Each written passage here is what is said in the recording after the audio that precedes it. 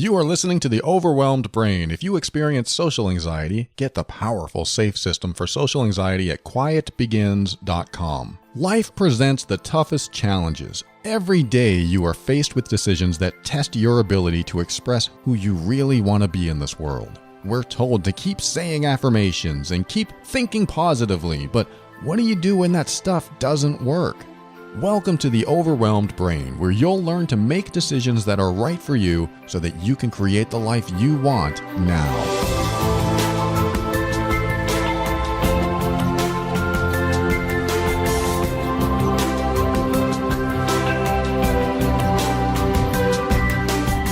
Hello, it's another week. Welcome to the show. My name is Paul Coliani, and I'm here to help you increase your emotional intelligence so that you can stay out of dysfunction and toxic situations and also show up as your authentic self.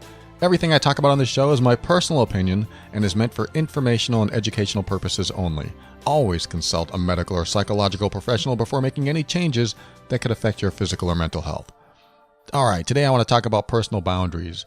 I've had a couple episodes on personal boundaries before, and I covered quite a bit and how important they are in your life. But this episode, I really want to unpack them and emphasize exactly why you want personal boundaries in your life and what they are. I mean, some people have written to me and said, what are personal boundaries? And they just didn't know, or they didn't know how to define them. In this episode, I hope to resolve any questions about personal boundaries and also emphasize some of the real important stuff surrounding personal boundaries. And this is something that I've not had much of throughout my life. So I relate to it in a way where I grew up as the people pleaser, letting people stomp all over my boundaries, which really didn't exist, and also people taking advantage of me and me letting them do it because I didn't have any clear, defined personal boundaries. So I come from that place.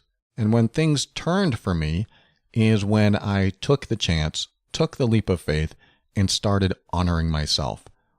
It was scary. It was very scary. And even today, there are times when I really want to honor myself and say what I want to say, but perhaps don't. And, you pick your battles. You might be in a situation where if you said something, it might create a problem, so you just don't. But is that the pattern? That's what I look for, am I repeating a pattern in my life that will be detrimental to me, that will put me in emotional deficit or take the energy out of me, suck the wind out of my sails, in a sense where I grew up as the people pleaser, so I let people take advantage of me all the time. They didn't know they were taking advantage of me because I never told them not to. I never told them what not to do. I never told them what was acceptable or not in my life. So when somebody wanted me to work the weekend and I didn't want to, but I said yes anyway, I would grow resentment toward them. I would think thoughts like they just don't care about me. Because why would they ask me to work the weekend? Don't they know it bothers me? Of course they don't know. They don't know something bothers me because I never told them. And one of the things about personal boundaries, and this is what I'm going to talk about shortly, is how personal boundaries create a structure, a framework of who you are and how you show up in the world. And when people can see the framework, they understand it, they are given the framework by you, then they know what the boundaries are. Then they know where they can go. The fenced area is right there. They can't get past because you've placed it there. And then, of course, there are people that you trust more, that you can be more vulnerable with, and you might let them a little bit further than that fence. You might let them inside and let them see different parts of you or deeper parts of you that you wouldn't show anyone else. It doesn't mean you don't have boundaries anymore. It just means other people can be within those boundaries because you trust them more. We're going to get into it today about personal boundaries, so I won't get into anything too deep right now, but I wanted to just kind of frame this, show you the structure, tell you the grid work of this show, so you are primed to really start understanding yourself more. I tell you what, my life changed when I started honoring my personal boundaries. My life shifted. My fears went away, my old fears. Some fears I may still have, but my old fears went away regarding if I didn't people please, I wouldn't be liked. I just turned into a different person, a happier person, a less stressed person, a more peaceful person, because I started telling people what I wanted and what I didn't want. I started telling people what was acceptable and what wasn't acceptable. And I did it at a risk. And there's the word. That's what we try to avoid. We don't want the risk of honoring ourselves, because if we do, then so-and-so won't like us. So-and-so will fire us. So-and-so will divorce us. It's always someone else that's going to do something to us. So we are afraid to do it. And I don't know if we're put on this earth to be afraid. I don't think we are. I think we're put on this earth to face the challenges and get through them. Or I'm sure that's not the main reason, but if we are going to look at life as anything, maybe we can look at it as, hey, I'm here to face the challenges. Am I going to pass or fail? Because we get those moments, right? We get these pass-fail moments all the time. Somebody cuts in front of you in line at the supermarket. There's a pass-fail moment right there.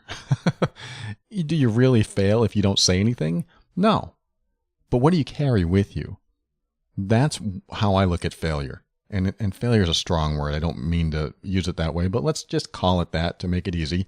I look at failure as something happened to me today. I didn't say anything about it, and I swallowed the anger and upset about it, and now I took that anger and upset home to my family, and I took it out on them.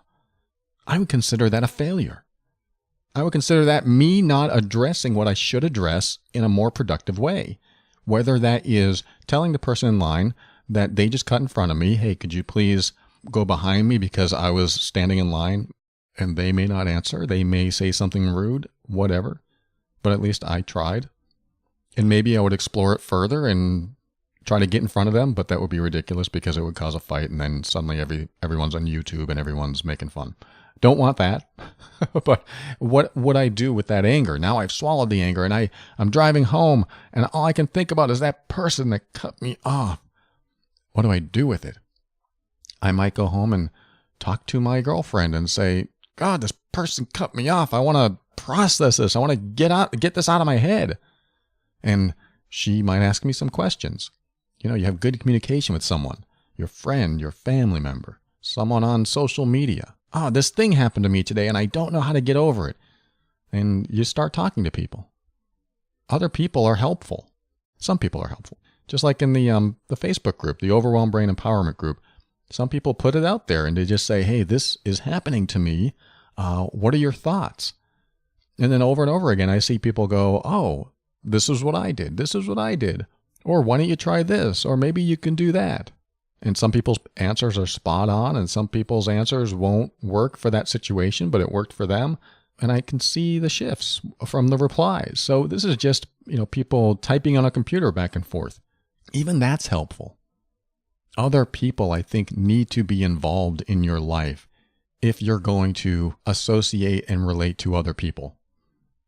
I say that because you go out into the world and someone's going to tick you off somewhere. Someone's going to make you upset. Someone's going to have values that don't align with yours. Someone's going to bring up something political and you're not going to want to talk about it, and you're in the middle of it.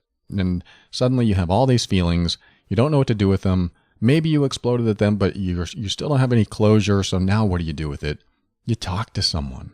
You express what's going on inside of you. You pull it out and you tell them, this is what's happening to me. This is what happened to me today. Help me get through this. Help me get over it. But instead, sometimes we'll hold it in. And then we'll get irritated when someone makes a noise in the other room, or we'll get angry that someone's not watching the TV station that we want to watch. And it has nothing to do with what's happening. It has everything to do with that upset that we swallowed earlier. And I've seen way too many relationships suffer from the inability to express to each other because somebody had a bad day, or someone doesn't want to deal with their emotions because it's too painful to bring up, and they would rather just hold it in and have it explode in other ways that are very unproductive. Not that that's their thought process, but that's what happens.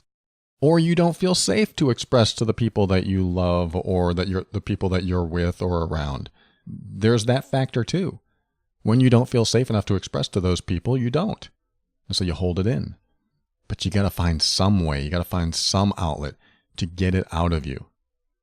When full expression of self happens, full authenticity of self can occur. I'm not saying it always does, but at least you can be more authentic when you get it out of your system and become more clear. Because how many times in life have you carried something with you throughout the days, weeks, months, years, and everything that happens to you, you're a bit more sensitive to because you're holding on to this upset that you had 14 years ago and you can't get past it, so everything else makes you more vulnerable.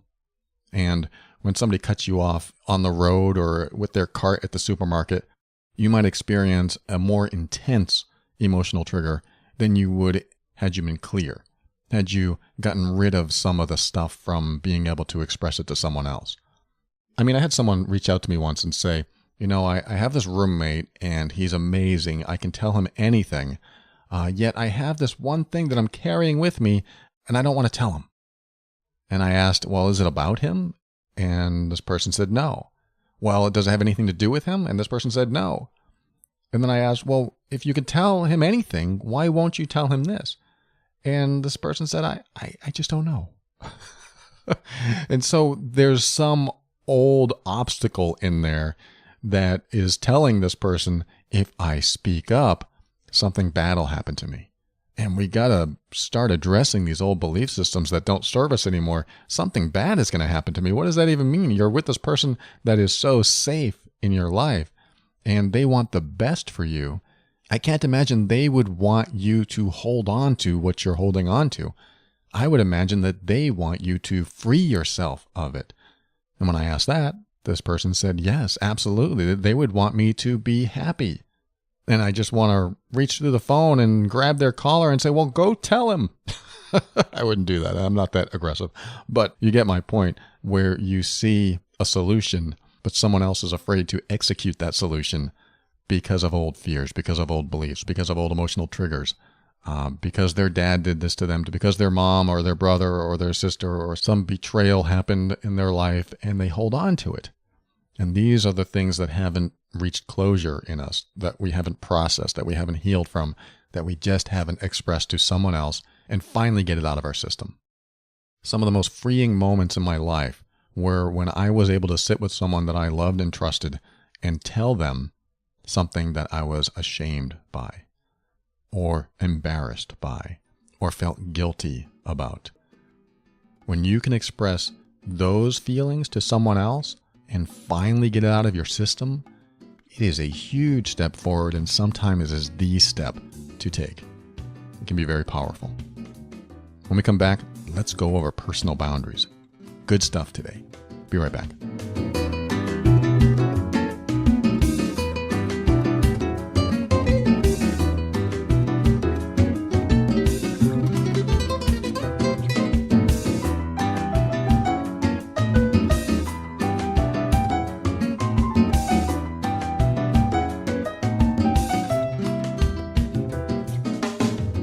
Okay, wow, I've been doing some editing on the SAFE system for social anxiety recently over at quietbegins.com. And I got to tell you, some of these techniques are pretty powerful. I get exposure to the teachings on that. I do some teaching, of course, on the system as well, but I have like 8 or 9 other experts that have come in and given their suggestions and techniques on how they beat their social anxiety. And I'm not here to say that they all beat social anxiety and they're all free and clear. There's a couple that still have it every now and then, but they have the tools now to be able to get through the moments of social anxiety because of the techniques that I have on this system. And there's quite a few things that I learned during my interviews with them, during the production of this product, that have enlightened me. I mean, we're all so used to looking on the internet for the answers, right? We look up how to beat social anxiety, and we get the same responses all the time. Plenty of exercise, eat right, get a good night's sleep, meditate, and did I mention exercise? And you see those over and over again, and pretty soon you become desensitized to it. But they're all valid. They're all good pieces of advice. However, I didn't want to just grab those pieces of advice and then put them in a product and put it out there, because you can find that anywhere. I wanted some unique stuff, and some of the steps that I walk you through and the other experts walk you through in the SAFE system is really unique. It's really powerful stuff. And it makes me feel good knowing that I can provide this to you. So if you are experiencing social anxiety and you're looking for some sort of solution, you've tried a bunch, you've probably not had anything like this. It's pretty interesting. It's an audio product, and it's segmented into learning pods that you listen to and take notes and do exercises, and emergency pods, which you actually play while you're starting to experience anxiety, so that you can get walked through it and minimize it and hopefully get out of it altogether. And all the exercises that you learn from the learning pods, you take with you as well, just in case you can't stick an earphone in.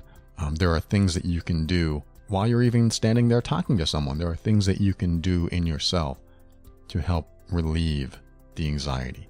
I want that for you. I want you to be able to relieve it anytime you need to. So head over to quietbegins.com and check out the SAFE system for social anxiety. If you've been experiencing it for a long time, or it just happens out of the blue, this may be the perfect thing for you.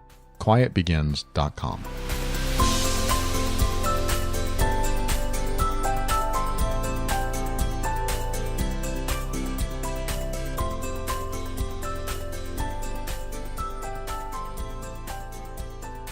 All right, are you ready? I'm going to tell you the sacred components of personal boundaries and why you should define and enforce them whenever possible. I'm using the word sacred. They may not be sacred, but they are definitely words to remember as I go through this. So I'm going to go through these one at a time and kind of talk about each one as I go through them. So one of the first questions might be, why do we need boundaries? My answer is so that people will know what is and is not acceptable to us. The example I used in the last segment, I was a people pleaser all my life. I gave in to other people's wants and needs over my own because I wanted to be liked, and I hated confrontation. And because of that, I just took what I got. I just took what was handed to me. Whatever job came along, I just did it and shut my mouth and did my job no matter how bad it was, no matter how badly my coworkers treated me, no matter how underpaid I felt I was. I just shut my mouth and did my job. And, some people can be happy doing that, but what happens when people are crossing the line with you? What happens when there are things that aren't acceptable to you and you don't say anything?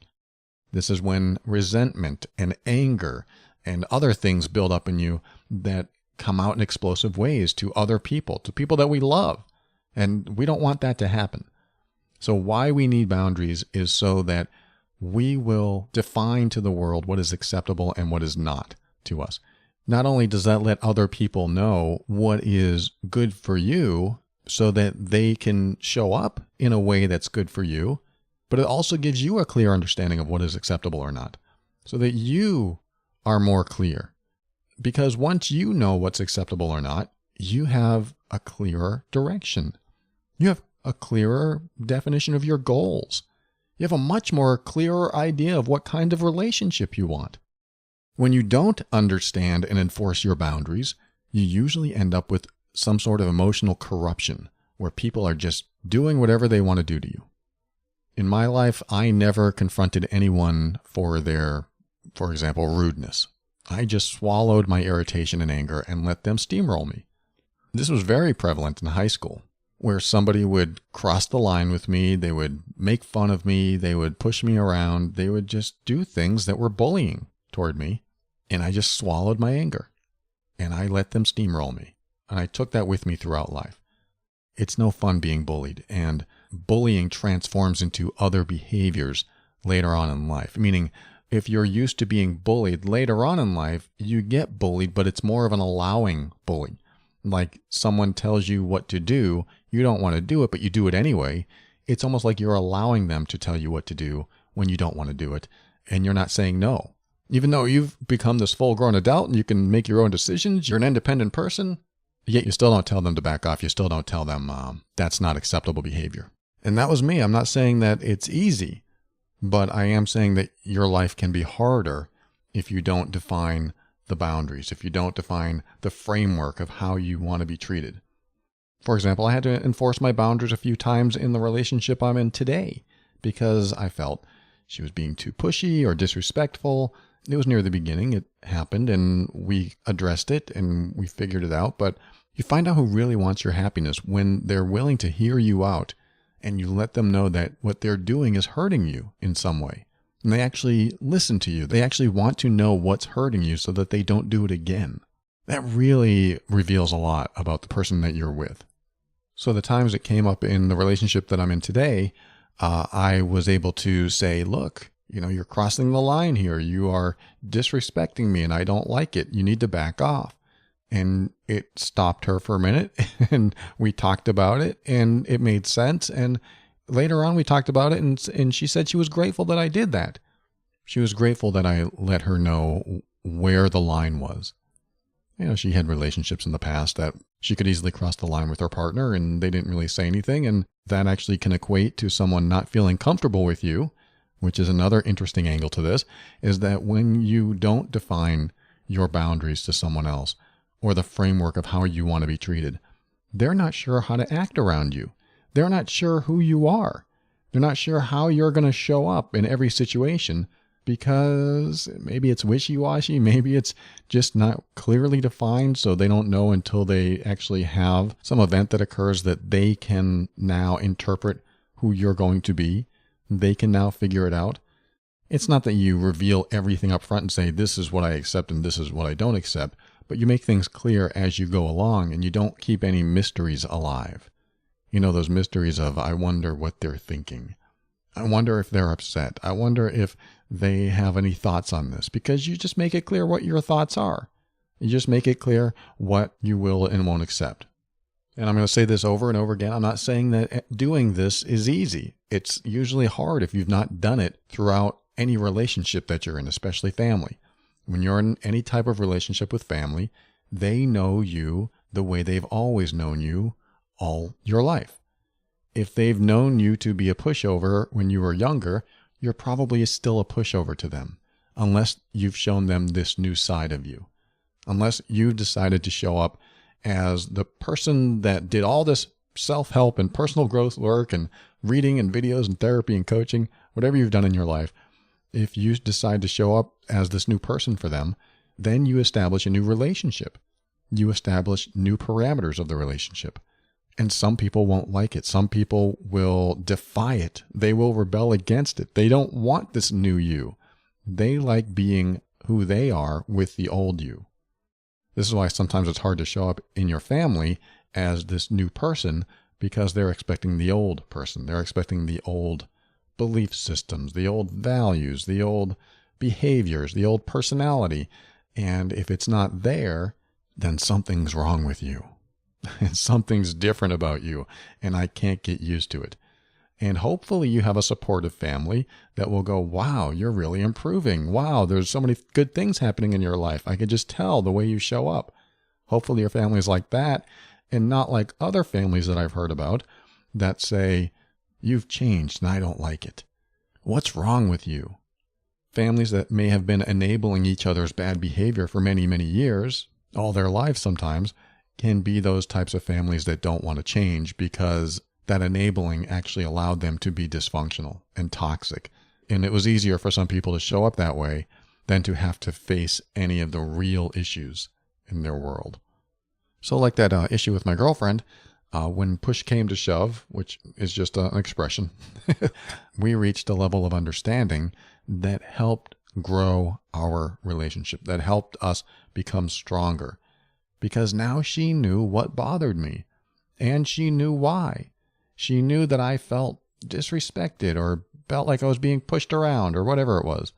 And not that she was doing that intentionally, not that she was trying to hurt me or trying to disrespect me. It just happens in communication because we're all learning how each other communicate all the time. And sometimes you're in relationships all your life that you communicate in a certain way, and it's not always healthy. And then when you get into a healthy relationship, and you try to communicate the same old way you've always done it, especially when you come out of family that doesn't communicate in a healthy way or they're just toxic in many ways, then you come out with things in a healthy relationship that can cause damage or at least hurt. And so that's why it's so important to have these hard conversations and talk about things that aren't necessarily easy to talk about. boundaries aren't always easy to talk about because someone violates one of your boundaries and you're afraid to say something because they might get upset. And what if they leave? What if they yell at me? What if this? What if that? So you hold it in. But holding it in continues the damage. It's self-destructive. And it comes out in other ways, other destructive ways later. And this is why another one of the sacred components of personal boundaries is that they define the relationship parameters that keep you happy. My wife taught me this when I was married. She got sick of my people pleasing. She got so sick of me showing up as meek, I guess you could say. Always trying to make sure she wasn't upset, always walking on eggshells around her just to make sure she was happy. Everything, my entire personality, all my characteristics, all my behavior was to serve her. And she was getting sick of it. And it's strange because some people might think, wow, that sounds like a great deal. It sounds like a good idea, but it's not. Because what happened was I ended up becoming the person I believe she wanted me to be instead of the person that I really wanted to be. But I want to be the person that she wants me to be. That was my original attitude. And so the day she said, look, when you talk to me like that, you sound like a little boy. And I did. I sounded like I was a little boy showing up in the relationship, asking her if it's okay to do things, asking her if it was okay if I eat without her, asking her permission for so many things. Instead of just saying, hey, look, this is what I'm going to do. You can join me if you want, but this is what I want to do. Not that it really went down that way, but she wanted to see some autonomy. She wanted me to do things for me so that she could get to know the real me. She didn't need an extension of her. She didn't need someone guessing at what she needs and trying to meet her expectations because it became all about her, not about us. I made everything about her. She wanted me to show up as me with my own thoughts, my own opinions, my own taste in food, my own thoughts about movies and books, and she wanted someone that she could have dialogue with, that she could connect with, that wasn't someone that was trying to be something else that he wasn't. And that's what I did all my life. I did that in every relationship. I showed up as the person I thought they wanted me to be. Typical people pleaser. And the day she said, I want you to tell me when you're angry. I want you to tell me what you want. And that was very hard. It was very hard to go from where I was into that space because I didn't know. I didn't know what I wanted. And even when I did, my brain worked so fast to cut that out, take away what I wanted because I had to serve her. That was my brain's natural programming. I have to serve you. When I cut that out, suddenly, who am I without that? So that was a whole redefining that I had to go through. And a lot of people listening may have to go through in order to show up authentically, in order to show up as someone who has their own independent thoughts. Because it can get very tiring if someone is always trying to predict what you want and trying to meet your expectations because there's no variety. There's not much more to the relationship than you getting everything you want all the time when someone's doing that for you.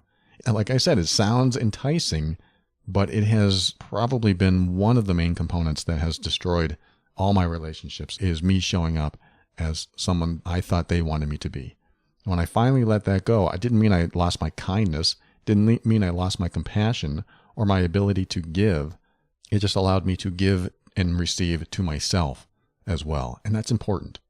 That's when a lot of my personal boundaries started being defined, is when I allowed myself to give to myself, is when I allowed myself to disagree with other people, when I allowed myself to say no instead of always saying yes. That's when boundaries really begin in you, is when you start making it clear to others what you want and what you don't want. And sometimes you have to learn what you want and what you don't want when you haven't been doing it. Another thing boundaries do is that they help you determine what your bottom line is, where you won't settle for less, nor will you allow others to take more. For example, my girlfriend said after quite a few failed relationships that she would no longer settle. She'd rather be single than settle for anyone that doesn't meet her newly defined values, her newly defined standards, and also boundaries. When you put that out there and you say, look, I am not going to settle for anything less than this, you make it very clear to yourself that when someone comes into your life, you can look at that person and go, well, he or she is good in this many ways. They're not so good in these ways, but I've got nothing else going on, so I might as well just stick with them for a while and see where this goes. You don't even do that. You actually end up following a very clear road that you set for yourself so that you don't end up with someone that doesn't meet those standards, that don't live up to those values and boundaries that you set up. So she chose to stay single for a long time until she met me. And I'm not trying to pat myself on the back. I just met the values that she had on her list, and she wouldn't settle for less. This is why it's so important to define them for yourself. Even if you don't tell anyone else, if you define them for yourself, then you know which direction to take, and you know who to allow into your life, and you know what you want out of life. You just become more clear, more focused. And yes, if you're talking about a romantic relationship, you could be alone for a while until that perfect person comes along. It doesn't mean you never give yourself leniency or give in a little bit. You just know what you want for the long term, and you won't settle. And when you do that, you're telling yourself that I am worth more. I am worth this set of criteria. I am worth this reward, this type of person, this type of environment, this type of job, whatever it is. I am worth it. If you can get into that space, then you'd be willing to wait. You'd be willing to wait for that thing that meets all your expectations because you know it's going to be great. And you can say, I deserve something great. I deserve it. And let me just repeat this component, which is your boundaries help you determine what your bottom line is, where you won't settle for less, nor will you allow others to take more. And what I mean by that is you don't go around allowing people to take advantage of you. You don't allow them to take more than you want to give. Again, when I tell you these things, it doesn't mean it's set in stone. You can always change your mind. You can always give more if you want. You can always give less if you want. These are yours to do with what you wish, and you can change them at any time. But use them as your baseline. But with the example of allowing others to take more. You know, I've been in groups before where most of the people in the group felt obligated to do something. Like someone would ask, hey, can you help me out here? I need help with this, this, and this. And everyone would feel, or a lot of people would feel obligated to do it. So they would say, oh, okay, yeah, sure, I'll do it. And if I didn't want to do it, I mean, I would probably do it because I'm a helpful guy anyway. But if I didn't want to, I've been known to say, no, I'm not going to do that. I don't have time, or not even give an excuse. I would just say no. And the people that said yes, that felt obligated to do it, later on, I would talk to them and they would be like, I wish I had said no. I am so jealous that you said no and you got out of it, but we're stuck in it and it's going to take hours or days. I can't believe I signed up for this. But I have no problem saying no because I honor myself. I know some things will take up more of my time and energy than I can give. If I don't have it, I can't give it. Some people don't have it and they still give it. And then they grow resentful and then they have bad feelings about it. And then they're not signing up for anything. And then they're trying to avoid these things later where all they had to do was just say no, or maybe next time, or whatever. Let's take a quick break and I'll come back and I'll finish this off with 3 or 4 more sacred components of personal boundaries and we'll wrap this up. Be right back.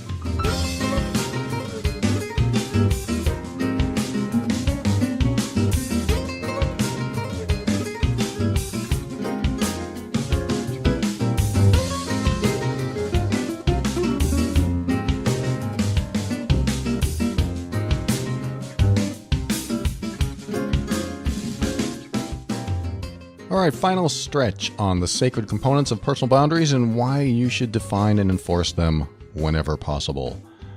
Your boundaries make those who really love and support you actually feel more comfortable around you because it helps them see the path they are to follow, instead of walking blindly, not knowing what would upset you or not. For example, I receive many emails from people that say they give all the clues to their partner or the people they are around that certain behavior is unacceptable. They will give their partner the look. They will do passive-aggressive things to their partner. They will be upset, and they will expect the partner or the other person to mind read and figure out why they're upset. Instead of just saying something like, I would like you to stop that behavior. I never want you to do that again. It hurts me, and it's mean. A lot of people don't say that. It's very direct. It's even confrontational. But when you say that and make it clear, at least they know the boundary and they can choose to violate it or not. If they continue to choose to violate it, now you know who you're dealing with. Now you know that someone doesn't have your best interest in mind. They don't seem to care whether you are happy or not, and they're going to continue violating it. Where it gets hairy is when we do passive-aggressive behaviors that don't directly say what we're upset about. Hey, you left all the dishes in the sink again. That really upsets me because you promised you would do them, and now I have to do them again because you're too tired even though you promised. And I'm not talking about one time here or there. I'm talking about patterns again. What is the pattern? Is it the pattern that the other person always promises things and never follows through? And instead of saying, hey, look, you said you'd do it and you're not doing it. That's not right. Either you do it or you don't. Make up your mind. Instead of doing something passive-aggressive like give them a mean look or give them the silent treatment so they have no idea what you're thinking, and not going into the space of, well, they should know. They should know why I'm upset. I'm not making fun of you if you do that. I used to do it all the time. I used to do it, and it was terrible. It was terrible for the relationship because I would be silent. I would withdraw love and affection, and it was, believe it or not, a form of emotional abuse. Yeah, but they're the ones doing wrong. They're the ones that are disrespecting me. They're the ones that aren't doing what they say they're going to do. Well, then that's fine. You say those words then. You're disrespecting me. You told me one thing and you did another. You lied to me. That's not acceptable to me. You make up your own words. I'm just using words that I might use or might not, but I'm giving you the outline so that you know that when you need to say something, you need to say something. Instead of not say something, instead of keep it to yourself so that it festers inside of you. And everything I'm talking about today isn't a have to. You don't have to do any of this stuff. I'm just telling you what happens when you let things go for a long time. Someone violates your personal boundaries once, okay, you let them know, and maybe they'll never do it again, and it never has to be an issue. Someone violates your boundaries twice, well, okay, we might be able to let it go because they forgot the first time or they were just upset that day. But what about 3 times? What about 5 times? What about 10 times? What about when it gets to the point where you really can't stand it anymore and you have to say something? And that's the point where you choose to say it or not. If you don't say it, then it is one of those unspoken things that never resolves itself and it stays a problem. And pretty soon, the relationship that you're in or with family or with a friend gets harder and harder to deal with because you still have this issue inside of you that you've not been able to express. But my point with this particular component of personal boundaries is that if you don't say exactly what the boundary is, hey, when you do that, it feels disrespectful. Hey, when you do that, it feels like you don't love me. Hey, when you do that, it hurts me. If you don't say these words, they may not be able to interpret what you're trying to say instead. So it's helpful to be more direct, more clear. The next component of personal boundaries is that really knowing and understanding your boundaries actually decreases your stress and increases your peace, because it means you've taken the time to reflect on what's really important to you. I remember as soon as I started enforcing my own boundaries, my life changed. I was able to let go of old emotional triggers. There was no mystery in what I was thinking. My partner and my friend and my family members, they knew what I was thinking because I didn't have to hide it anymore. There was no room for interpretation. I make it known that I'm not cool with something. And again, this doesn't mean you have to be mean. This doesn't mean you have to be rude. You just express yourself. And I'll give you a good example. My girlfriend and I and a group of friends went out to this restaurant. We wanted to try this new place. We hadn't been there in a long time, and they changed ownership. And when we got there, our friends and I couldn't hear each other. The music was louder than any restaurant I've ever been in. It was live band, so that explains it. But every surface was very solid, so everything was echoey, and it was super amplified, and we couldn't hear each other, and we wanted to go out and talk. And I just sat down and thought, I can't have an entire lunch with my friends and not be able to hear a word they said. Besides, I'm not even comfortable here. It's just too loud. And all my friends, I could tell they were starting to settle in and they were also annoyed, but they didn't really want to get up and do anything about it because we were all here. And I decided to say, it's just too loud, I have to go. I didn't say we have to go. I said I had to go. And I wasn't sure what kind of response that was going to get, but there was a boundary violation going on here. I can't enjoy myself. I really like to enjoy myself at lunch. I really like to connect with my friends at lunch. And this loud music was affecting me in a negative way. So I told my girlfriend, like, I can't stand this. I have to go. And I wasn't going to ask her to leave. I just said I'm leaving. And when I said I was leaving, everyone looked at me and got up and walked out with me. And as we walked down the street to another restaurant, it was like a strip of stores and restaurants, we were all so grateful. Or they were grateful that somebody said something. And I was thinking, I wouldn't normally say anything. I would just sit there and take it because I don't want to make anyone upset. If they wanted to be here, like what if I said something and somebody was really upset that they wanted the food and they would be fine with the atmosphere? And I thought, no, this is not what I want. This is just over the top. You know, sometimes you can allow your boundaries to be violated a little bit and you can make the compromise and you'll just deal with it. But this was over the top for me. I didn't want it and I had to go. And everyone else joined me. And come to find out, they all felt the same way, but nobody said anything. So I think back to that time and I wonder, if nobody said anything and we just sat there, would this be one of those miserable experiences that we all sat through just because we were trying to be kind and polite to each other? You know, because if that person wants to stay, then we should all stay. It could have been. It may not have been. I could be wrong there, but we couldn't hear each other. We couldn't talk to each other. And when I got up, I saw quite a few relieved expressions that we were leaving. And it was okay. It was another validation that it was okay to honor myself. Because we all wanted to support each other and we all wanted to connect with each other. And it was good to remember that and to leave that place and talk about it made us all feel better. And so now it is a good memory because we found a different restaurant that was a lot quieter.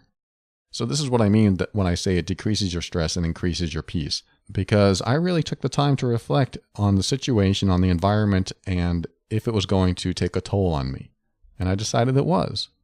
And I hear myself talking, and it sounds like I'm one of these belligerent people that if I can't stand something, I'm just going to get up and walk away. I'm not like that at all. I'm actually very passive, very easygoing, but I know what my line is and where it is. And when it gets crossed, I have to stand up and do something about it. I have to honor myself. This is what I'm trying to convey to you, is that just know where your line is. So when it does get crossed, you got to know yourself so well so that when this line gets crossed, you can say, you need to back off. My line is right there and you've gone a little too far. And you can be nice about it. Your boundaries aren't an excuse to be mean or rude. In other words, enforcing a boundary could be a simple comment like, could you please not do that? And I want to emphasize that because I don't mean to say that anyone should be tyrannical. I don't mean to say that you need to take out the boundary hammer and enforce them aggressively. I just prefer to give a soft nudge in the direction I want people to go. Like a story I told on the show before when I was at a car rental counter. And I was filling out the paperwork, I was getting a car, I was at the airport, and some guy came right up to me, and I swear his head was practically on my shoulder, looking over it. And he wasn't looking at my paperwork, but he was talking to the clerk. And this is one of those instances where you're talking to somebody and somebody comes along and just interrupts and starts talking. And I thought, this is really strange, but I kind of let it go. But I didn't like the idea that he was standing right behind me. I could feel his body heat. It was just way too close for comfort. And my old passive self would have just kind of cringed inside and just hoped he went away or just tried to hurry the process. But the question of what would I do or say if I had no fear came up.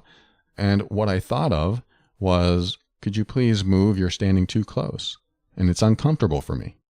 And I said that. That's pretty much exactly what I said. And he looked at me kind of strange and he moved to the left and he waited his turn. And it felt really good. And I also felt like, whoa, that worked. It was very early in the days I started honoring myself and saying what was on my mind. But it reminded me all I had to do is ask for what I wanted. Otherwise, people don't know what you want. And a lot of them don't even know they're violating your boundaries, which is why you have to make it clear. Which is why I have this particular episode to remind you that you need to sometimes remind people what your boundaries are, or tell them for the first time what your boundaries are, so that they know what they're violating and what they aren't violating. And it could be as simple as asking, would you mind not doing that? Would you mind giving me some space? Or even questions like, did you realize that you're standing a little bit too close to me? You can actually ask them if they realize something.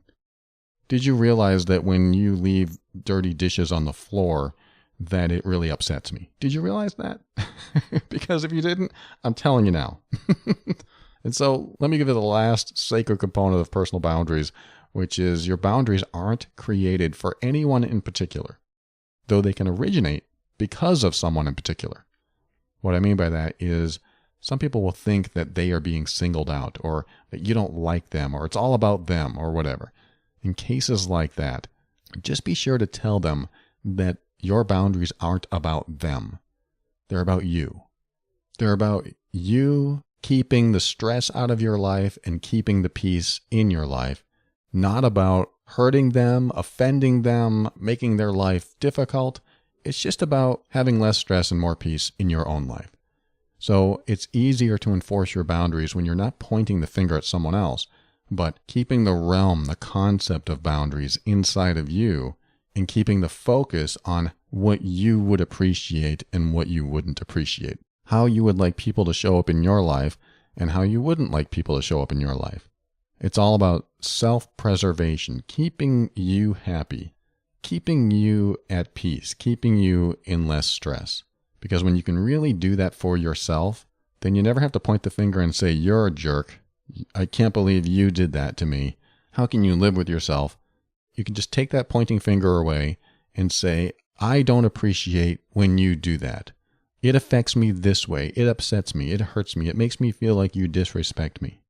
Even though there's a subtle finger pointing at them still because they are involved with it, you still come back and say, that kind of behavior I don't accept in my life. You can keep it a little bit generic, that kind of behavior. Instead of saying, you did this, you can say, that kind of behavior is something I won't accept in my life. So does this make sense? Can you work with me? It's not about you, it's about me and what I need to do in my life. I would really love for you to be in my life, but if you continue doing that behavior, I may not be able to stick around while it happens because it stresses me out. It causes me to be upset. And I don't think you're trying to make me upset. I mean, you can kind of throw in that innuendo. And if they say, no, of course not. I want to have a great relationship with you. Perfect. Then they're willing to work with you. And if they're not, you'll find out. You'll find out who is willing to work with you and honor you, honoring yourself. But I think most importantly is understanding what your boundaries are inside of you. So no matter who shows up in your life, you have a clear definition of what they are so that you know the path to follow and you know what behavior is acceptable or not in your life. I packed a lot in today's episode. I'm sorry if it's a little overwhelming. That's usually the opposite of what I'm trying to achieve over here. But I hope you got something from today's show. Thanks for joining me. We'll be right back. Say some goodbyes and my final words after this.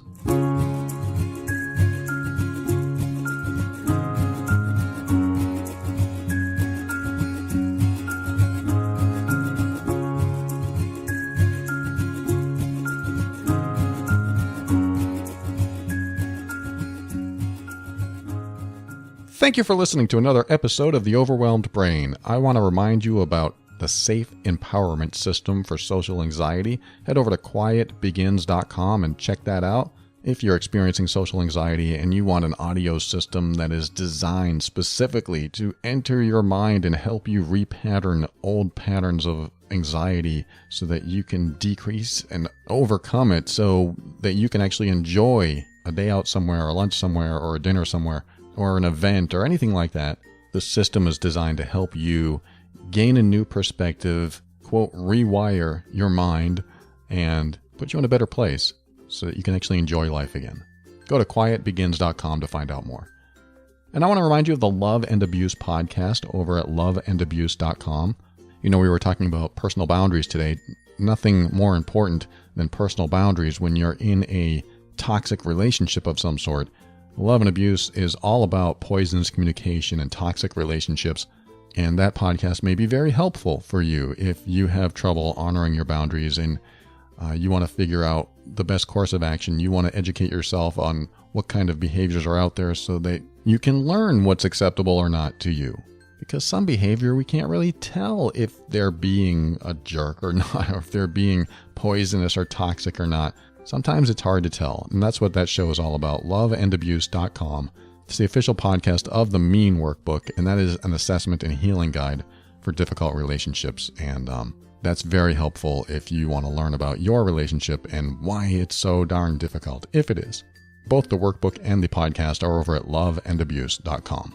And I want to thank the Patreon members over at patron.theoverwhelmedbrain.com. They are the financial backers of this show. If you are getting value from the show and you want to show your thanks, just head over to that site. And not only will your support help the show go on, which it does, believe me, but you also get free workbooks over there, a PDF of the Overwhelmed Brain book, a lot of private episodes in a continually growing library, a lot of episodes that you haven't heard if you're not a Patreon member, and a lot of specific teachings that I do over there that I don't do here, and even a video archive of some of the video trainings that I've done over the years. So head over there and check it out, patron.theoverwhelmedbrain.com, and I am grateful for you Patreon members. And also for anyone that donates through theoverwhelmedbrain.com or uses the Amazon button at that same site, all ways to show your support. I appreciate you very much. It's how we keep doing what we're doing. And finally, I'd like to thank Kevin MacLeod of Incompetech.com for some of the music transitions in The Overwhelmed Brain. And I'm going to give you my final personal boundary story that really exemplifies everything I'm trying to say. In fact, it goes right along the lines of the last episode I did called How to Create the Life You Want. And it has to do with making room for the things that you want in your life. How can you make room for the things you want in your life if what you have in your life are a bunch of things that are violating your boundaries? Because if they're violating your boundaries, they're taking up room. They're taking up your time and energy, and you won't have any energy left. If you don't have enough energy left to get the things that you actually want in life, you won't get them. It'll be very difficult to get them, let me put it that way. But my story is something I've told on the air before. When I was married, I was completely broke, and we were going to the soup kitchen every day, and I finally got a job. And this job, was fun at first, about the first 3 weeks. And then they introduced elements that were a violation of my personal values and boundaries. And I couldn't be creative. They stifled that. I couldn't give my input. I couldn't suggest things that would make the job easier for everyone there. They didn't want to hear any of it. And they wanted to put me on the phones, which I didn't want to do because it wasn't in the job description. I wanted to be kind of an introvert and not be on the phones and do my own thing in the office. And I thought that's what the job was. But it turned out they were looking for more of a support position. And I didn't like that at all. So 3 weeks into this job, and I'm finally making money for my wife and I, and I'm thinking I'll finally get us out of this hole that we're in. And suddenly these violations were coming up, these personal boundary, value, standard, criteria violations. And then I felt like a prisoner. I felt like I was imprisoning myself at this place that I no longer felt in integrity with, that I felt was damaging me. I know that's extreme. I know that's dramatic, but it felt so imprisoning. It felt so stifling. It felt so crushing to be there. It was crushing my spirit, my soul to be there. And I felt like I had no choice because we had no money. And if I quit, we'd have no money again. And what next? I felt all the pressure that I could feel, and I didn't know what to do. And I ended up calling my wife and telling her I felt all this pressure, and the job description has changed, and now I'm going to do something I really hate, and I just can't stand being here, but I know I don't have a choice. And she told me, I support whatever path you want to take. And I think I cried when she said that because I knew what I wanted to do. I just wanted somebody's permission to do it. And she gave me that permission. She supported my path. She just wanted me to be happy, even if that meant we would end up back at the soup kitchen again. And I'm not saying that everyone could follow this path. Some people have kids. Some people have a lot of obligations and they need to take care of those obligations. And we were at the bottom of the well and there was no other way to go. So I think having money for a little bit and then losing it again, we didn't really go too far. But I had a lot riding on me, all this pressure, because I knew this is the way to make money. And I was going to give it up. Yet it was the only path I knew to make money. But I hung up with her and I thought about it for a moment. And I realized, am I willing to quit and go back to the soup kitchen just because I don't like what I do? And the thoughts came up of, yeah, but this feels stifling. I feel like a prisoner.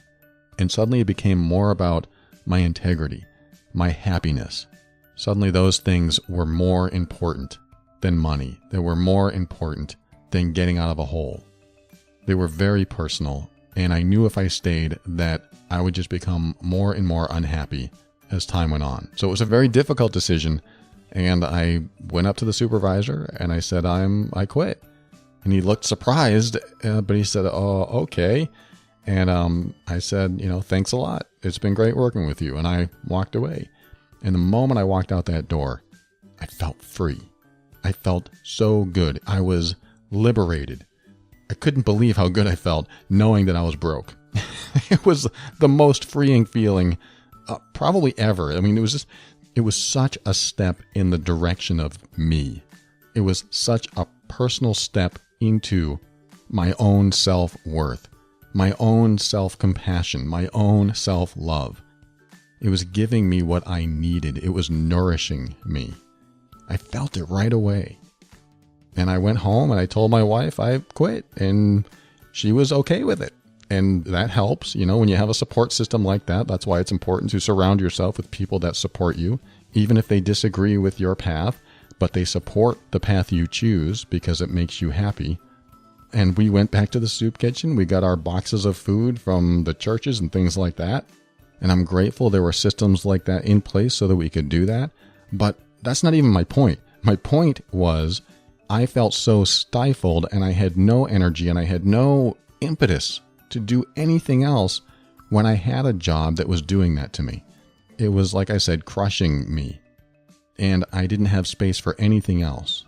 But when I quit that job and I made that space, guess what happened? It freed me to allow something else into my life. It freed me to give me more energy to seek something else that was better for me, better for us. It made room, in a manner of speaking, to allow something better to come. This is why I'm such a stickler on personal boundaries. And when you find a violation, to take care of it if possible. Because when you do, and you can make room in yourself for better things in your life, better things will come along.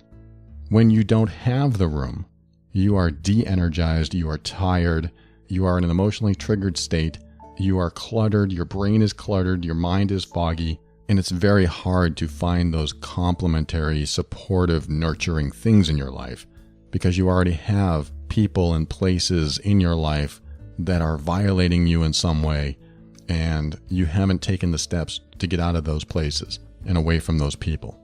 Or at least taken the steps to let them know what boundaries they're violating in you. Let them know what is acceptable and what isn't acceptable.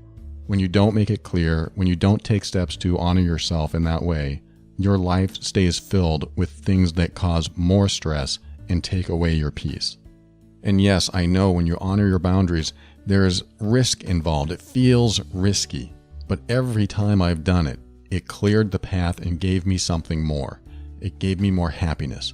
It gave me more fulfillment. It made me realize that all I had to do was understand what was weighing me down in my life and take those things out, or at least transform them into something that didn't weigh me down anymore, that actually complemented me. Because when I quit that job, just a few weeks later, I got a job that paid twice as much, allowed me to travel, paid for my food, and got us out of the hole that we were in. And I never would have done that at the rate of pay that I was getting, nor would I have been fulfilled. Maybe my relationship would have suffered because I was coming home every day from a job I hated, but getting rid of that burden in my spirit, in my soul, helped free my mind, declutter it, give me back my energy, give me back the fire I needed to get something that was actually worthy of me. That's what I want you to feel. I want you to seek things that are worthy of you. I want you to have people in your life and work or career that is worthy of you, because you'll feel it when it's not. It may take time. You may have to prepare, but take the first baby steps. If you're in this position where you do feel burdened by people and places and things violating your boundaries in some way or weighing you down in some way, maybe it's time to think about taking a baby step in the right direction. These are just my thoughts for today. My last thought for you is to keep an open mind so that you can step into your power. This will help you be firm in your decisions and actions so that you can create the life you want. Always take steps to grow and evolve. You are powerful beyond measure. And above all, and this is something I absolutely know to be true about you, you are amazing.